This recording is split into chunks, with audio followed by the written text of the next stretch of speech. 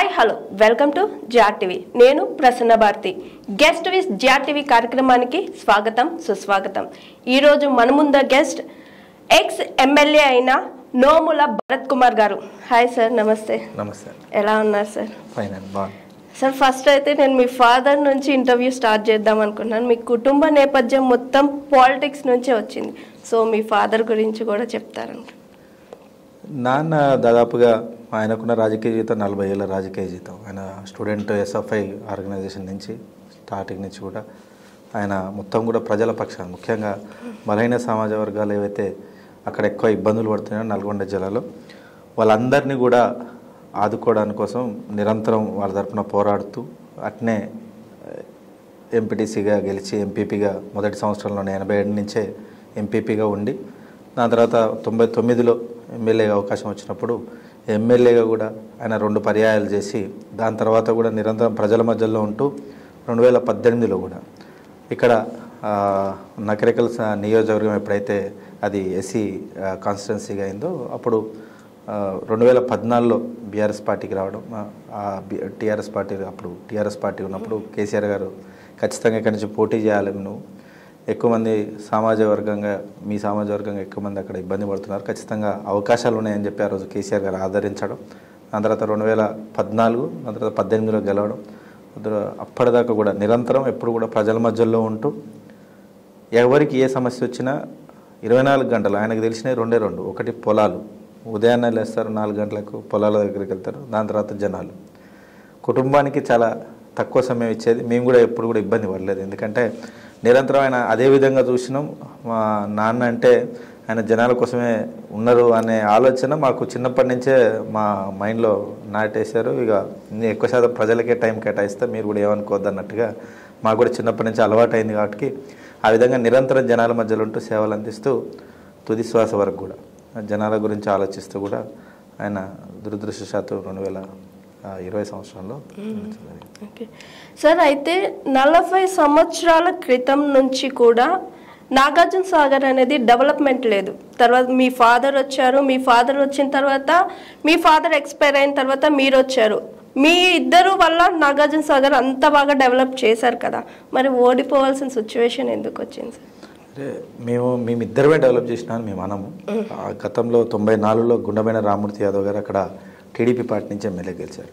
మేము అనేది ఏంటంటే జానారెడ్డి గారు హయాంలో ఉన్న ఆయన మంత్రిగా ఎమ్మెల్యేగా ఉన్నంత కాలం ఆయన ఎప్పుడు కూడా ప్రజలకు ఏ విధంగా కూడా ఒకవైపు కనీసం డిగ్రీ కాలేజ్ తేవాలన్న ఆలోచన రాకపోవడం, ఒక బస్ డిపో కనీసం పిల్లలు ఉదయాన్నే బయలుదేరాలంటే సొంతంగా ఆయన దాదాపుగా 19 ఏళ్ళు మంత్రిగా మిగతా పర్యాయాలన్నీ కూడా ఎమ్మెల్యేగా ఉన్నా కానీ ఆయన ఒక ముఖ్యమంత్రి హోదాలో కాంగ్రెస్ పార్టీలో నడుస్తున్నటువంటి వ్యక్తి. అట్లాంటి ఆయనకు ఒక డిగ్రీ కాలేజ్ చేయడం చాలా ఈజీ.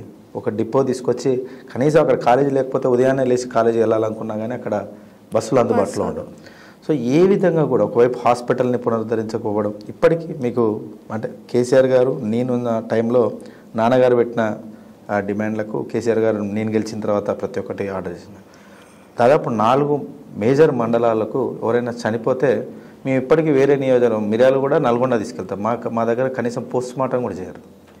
సో పోస్ట్ మార్టం చేయాలంటే మళ్ళీ మాచర్ల బార్డర్లో ఉన్నటువంటి కమలా నెహ్రూ హాస్పిటల్లో అంత దూరం వెళ్ళాలి. అక్కడ దాకా వెళ్ళడం ఎందుకని చెప్పేసి ప్రతి ఒక్కరు కూడా అయితే మిర్యాలు కూడా లేకపోతే నల్గొండ వెళ్ళే పరిస్థితి. ఏ విధంగా కూడా అన్ని రంగాలలో తలాపనే కృష్ణ ఉన్నా కానీ మొదటి మేజర్ అయినటువంటి రాజవరానికి నీళ్ళు అందించలేకపోయినాడు. వరద కాలువ పేరుతోటి 94లో గుండమైన రామ్మూర్తి యాదవ్ గారు వరద కాలువ తీసి దాన్ని ప్రారంభిస్తే 5 ఏళ్ల తర్వాత మళ్ళీ ప్రజలు తీర్పుతోటి ఆయన ఓడిపోతే దాన్ని మళ్ళా 2017 వరకు కూడా దాన్ని పూర్తి చేయలేని పరిస్థితి జానారెడ్డి గారిది.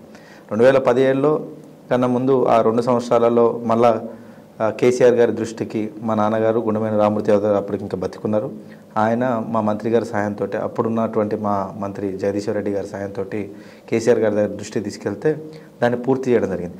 ఇట్లా 94లో ఆయన చేసింది పూర్తి చేసినాం, నిరంతరం మీరు అన్నట్టుగానే అన్ని రకాలుగా అభివృద్ధి చేసినాం.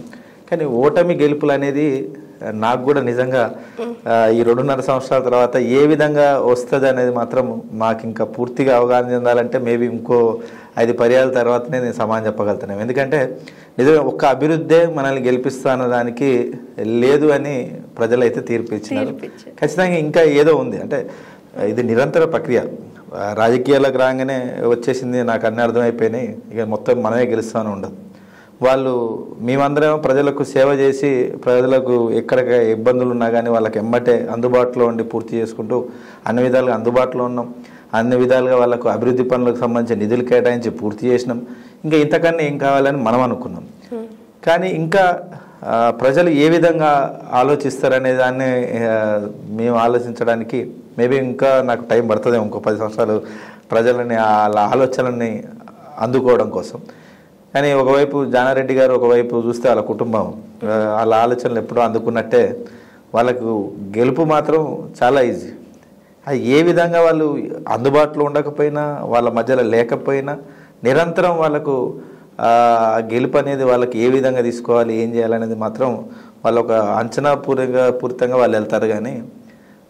కానీ నిజంగా ఇప్పుడు ప్రజలు ఏదైతే గడిచినటువంటి 5 ఏళ్ళు మేము వాళ్ళ మధ్యలో ఉంటూ ఇవన్నీ వాళ్ళకి అందుబాటులో ఉంటూ ఏదైతే చేసినామో ఇప్పుడు వాళ్ళు ప్రతి ఒక్కరు కూడా మిస్ అవుతున్నారు. అది మాకు తెలియజేస్తారు. కానీ ఏదున్నా కానీ 4 సంవత్సరాల దాకా ఇంకో 4 సంవత్సరాల దాకా ఏం చేయలేని పరిస్థితి. సో ప్రతిదీ కూడా అర్థం చేసుకోవడం, మేము ఖచ్చితంగా గెలుస్తామనడానికి నిజంగా నా స్థాయిలో ఏం జరిగిందని విశ్లేషణ చేయడానికి మాత్రం ఇంకో 10 సంవత్సరాలు పడుతుందేమో నాకు కూడా ప్రజల. కానీ ఇంత అభివృద్ధి చేసినా కూడా ఓటమి చెందేలాగా ప్రజలు ఎందుకు ఓట్లేయగలుగుతున్నారు సార్?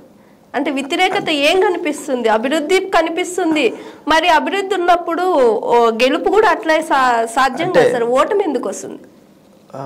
నాకున్నటువంటి ఆలోచనతోటి నేను నాకు ఎదురైనటువంటి సంఘటనల గురించి నా ద్వారా నేను తెలుసుకుంది ఏంటంటే, ఒకటి అభివృద్ధి చేసుకుంటూ పోయినాం, జనంలో ఉన్నాం, నిరంతరం రైతుల పక్షాన ప్రజల పక్షాన బలహీన సమాజ వర్గ పక్షాన నిలిచినాం.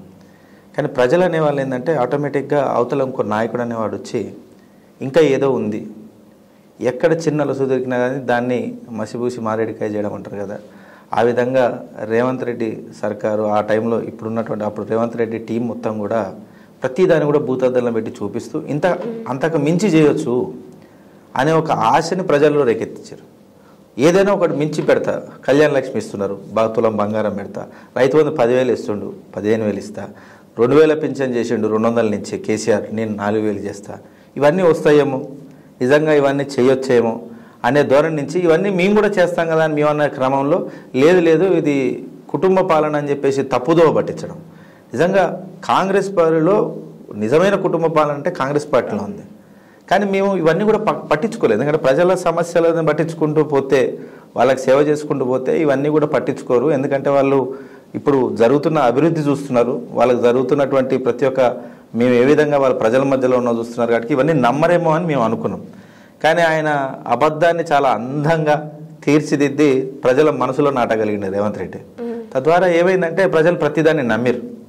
ఆ నమ్మడం కారణం ఒకటైతే ఖచ్చితంగా మిగతా కొన్ని మేము తీసుకున్నటువంటి సంక్షేమ పథకాలు కూడా ఒకేసారి అందరికి అందాలని ప్రజలకు ఉండడం, ఒకేసారి అందరికీ అందాలి, బీసీ బంధు అందరికీ రావాల్సిందే, ఇట్లా చిరికేయగానే మొత్తం రాష్ట్రం అంతా బీసీలకు అందరికి రావాలి బీసీ బంధు అని, దళిత బంధు అదేవిధంగా ఒకేసారి అందరికి రావాలని ఆలోచించడం. ప్రభుత్వం దగ్గర ఉన్న సంపద ఆయన కేసీఆర్ గారికి ఉన్న మేధస్సుతోటి చాలా పక్కాగా ఒక ప్రణాళికబద్ధంగా ప్రతి ఒక్కరికి కూడా పంచగలిగిండు, అన్ని సామాజిక వర్గాలకు కూడా పంచగలిగిండు. చాలా తెలివి ఉండాలి దీనికి, అంత తెలివిగా నడుపుకు రావాలంటే. చూస్తున్నాం గత 8 నెలల్లో. ఆ రోజేమో మీరు ఏ విధంగా పరిపాలన చేస్తారంటే మాదేముంటుంది సార్, గుంపు మేస్త్రిని మొత్తం వాళ్ళే పని చేస్తారు, మేము ఏమైనా సంతకాలు పెట్టడమే అన్నాడు. మరి ఇప్పుడు అధికారులు చెప్పింది కూడా పట్టించుకోలేకపోతుండే కేసీఆర్ మన రేవంత్ రెడ్డి గారు. అధికారులు చెప్పింది కూడా పట్టించుకోవట్లేదంట రేవంత్ రెడ్డి గారు. Hi, this is Swathi. Like చేయండి, షేర్ చేయండి, కమెంట్ చేయండి అండ్ సబ్స్క్రైబ్ చేయండి GRTV. Hi, this is Monica. Please like, share and subscribe GRTV.